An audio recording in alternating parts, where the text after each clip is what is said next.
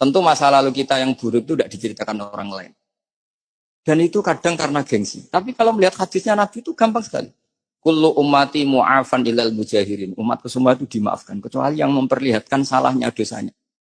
Kan nyun sewu saya ini sering diparani orang yang mau tobat. Tercerita saya dulu sering main perempuan, sering mabuk. Tapi sekarang saya mau tobat gini-gini. Karena ini orang awam, tak terima. Tapi saya bilang gini, kamu jangan cerita ke anak kamu. Terus dia cerita, tapi kan saya harus jujur. Karena ilmunya dia baru selalu jujur itu penting gitu. Terus pokoknya menurut kula ora oleh cerita, ora oleh cerita. Ya gue oke nurut. Setelah itu saya nyari-nyari sarah, termasuk kitab itu. Kok bisa orang yang tidak mujahirin, orang yang menutupi salahnya malah dimaafkan, yang cerita jujur pernah salah malah tidak. Sangat-sangat bener. Misalnya seorang bapak cerita, "Cung aku dhisik nak pacaran tak ambung."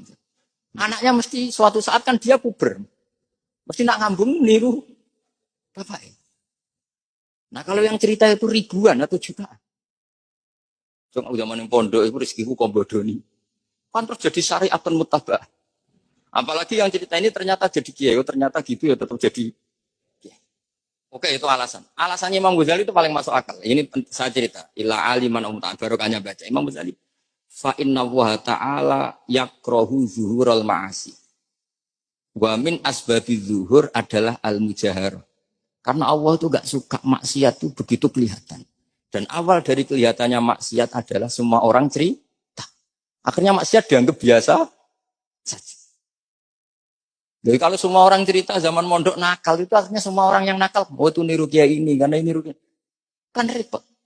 Tapi kalau semua kiai sok suci atau suci betul, dan semoga ya suci betul, kan yang maksiat, yang mau maksiat ini gak punya alasan. Karena masternya gak pernah maksiat.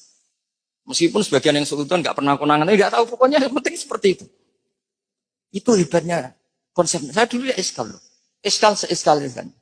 Tapi setelah baca Ihya kata Imam Ghazali, karena Allah itu gak suka zuhurul ma'asi. Allah gak suka kalau maksiat terlalu muncul. Dan termasuk sebabnya muncul adalah setiap orang jujur menceritakan masa lalunya.